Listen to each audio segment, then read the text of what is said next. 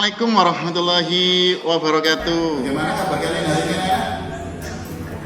Alhamdulillah, luar biasa.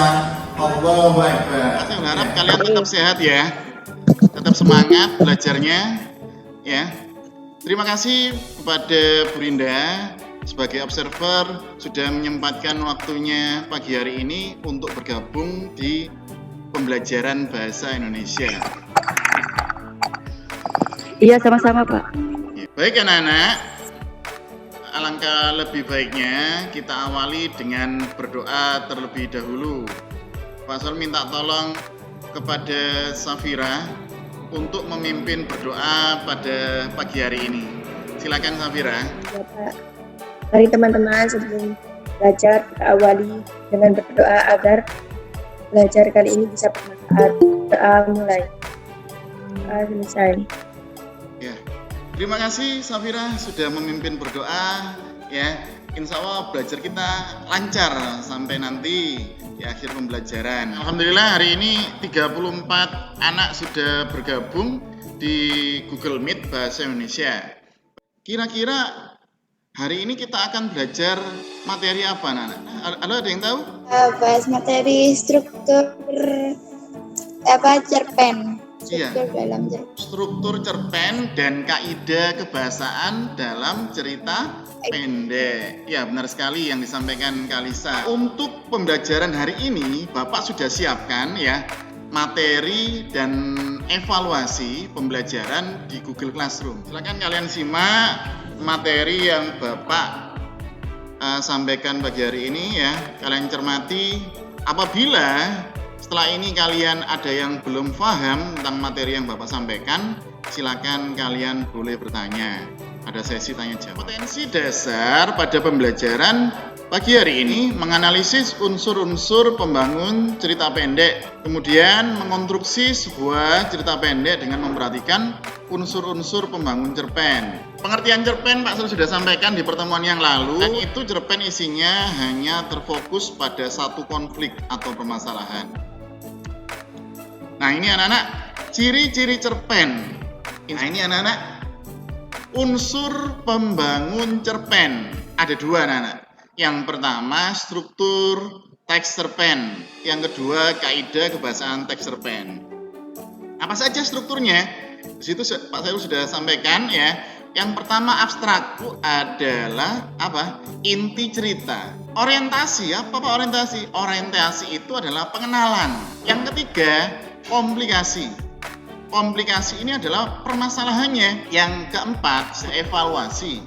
Evaluasi itu penurunan masalah. Baru resolusi.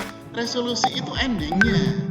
Yang terakhir struktur kode itu adalah amanat atau pesan yang disampaikan pengarang bisa dalam bentuk tersirat maupun tersurat. Kaidah kebahasaan teks cerpen. Ya, yang pertama ada ragam bahasa, kemudian kosakata, yang kemudian yang ketiga majas atau gaya bahasa. Yang keempat ada kalimat deskriptif. Kalimat yang menggambarkan bagaimana cara menganalisis unsur pembangun dari cerita pendek. Ini contoh menganalisis struktur abstrak. Ada permasalahan di awal yang disampaikan pengarang. Silakan kalian lihat di sini, simak ya, cermati. Contoh menganalisis struktur orientasi. Pengenalan tokoh, bisa pengenalan latar, bisa pengenalan watak. Berikutnya contoh menganalisis struktur komplikasi, masalahan yang ada di dalam cerpen tikus dan manusia. Di sini nanti kalian akan membaca teks cerpen yang berjudul Aku dan Cita-Citaku. Siapa yang ingin bertanya? Ya, silakan Pak Fida. Jadi saya bingung bagaimana cara membedakan antara abstrak dan orientasi pada struktur cerpen. Ya, pertanyaan yang bagus disampaikan sama Afida. Ada yang bisa menanggapi dari pertanyaannya Afida? Silakan. Jadi kalau abstrak itu Pak, terdapat opsional yang boleh ada atau tidak ada di dalam cerpennya. Dan cirinya itu menyampaikan ringkasan atau inti cerita. Sedangkan orientasi itu berisi pengenalan latar cerita, seperti watak tokoh, pengenalan tokoh, tempat, dan suasana. Iya. Tepat sekali, tepuk tangan ya. Buat Fadia ya. Terima kasih. Keren. Hebat ini. Iya.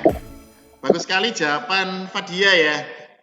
Nah, untuk lebih memahami unsur pembangun cerpen, akan kalian membaca teks cerpen yang sudah Bapak share tadi ya.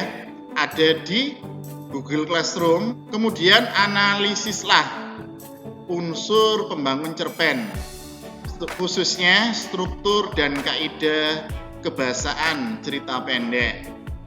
Setelah kalian menganalisis, silakan kalian kerjakan di LKPD yang sudah Bapak share di Google Classroom. Nah, dalam mengerjakan tugas ini, silakan kalian bisa berdiskusi. Silakan kalian bentuk kelompok, silakan mulai berdiskusi. Pasal beri waktu 10 menit. Silakan kelompoknya Rensi.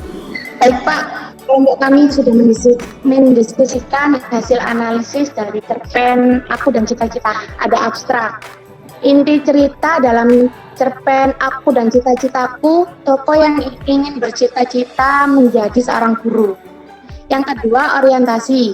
Latarnya digambarkan dalam tindakan, dialog, dan watak tokoh. Yang ketiga, komplikasi. Konflik dalam cerpen ini ditunjukkan pada tokoh-tokoh yang berbeda pendapat. Yang keempat, evaluasi. Penyelesaian konflik ditunjukkan dengan adanya tokoh Vita yang menengahi perdebatan antara Angel dan Erin. Pesan yang ingin disampaikan penulis disampaikan secara tersirat, yaitu raihlah cita-citamu dengan berusaha dan terus berdoa. Ya, kita beri plus buat kelompoknya Rensi ya. Presentasinya Pak beri jempol 2. Keren ya, itu berarti sudah memahami materi yang sudah Bapak ajarkan. Silakan Pak Sul ingin dengar kelompoknya Natasha untuk mempresentasikan hasil analisis, khususnya kaidah kebahasaan cerita pendek yang berjudul Aku dan Cita-Citaku.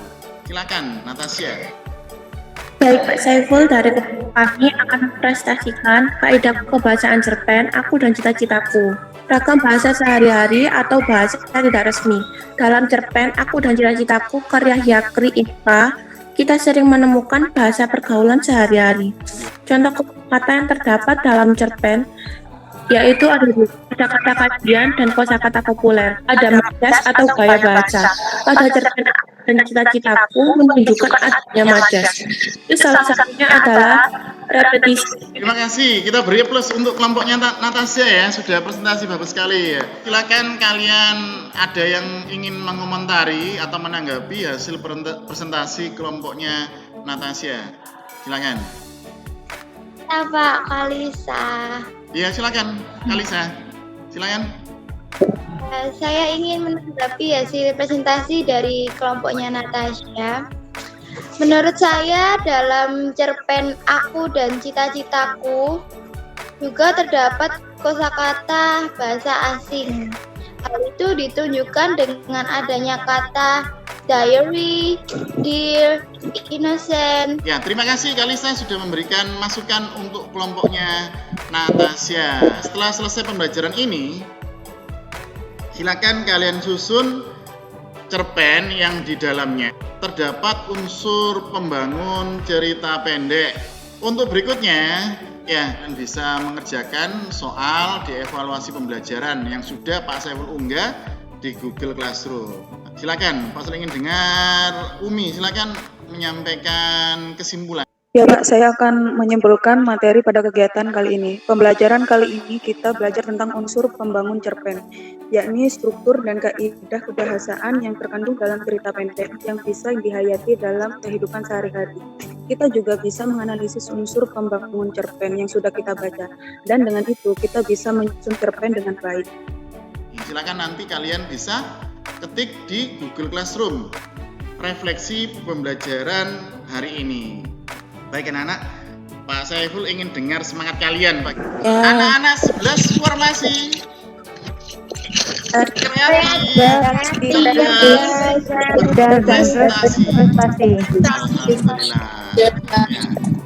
Baik anak-anak, untuk menutup pembelajaran hari ini silakan Fasul minta tolong untuk memimpin doa. Marilah teman-teman kita akhiri pembelajaran kali ini dengan berdoa. Berdoa mulai, doa selesai. Ya, terima kasih Andini sudah memimpin doa pada pembelajaran pagi hari ini. Insya Allah apa yang kalian pelajari hari ini bisa bermanfaat ya. Baik anak-anak, kita akan ketemu lagi di pembelajaran bahasa Indonesia pada pertemuan berikutnya. Tetap semangat, tetap sehat. Fasul tutup. Wassalamualaikum warahmatullahi wabarakatuh.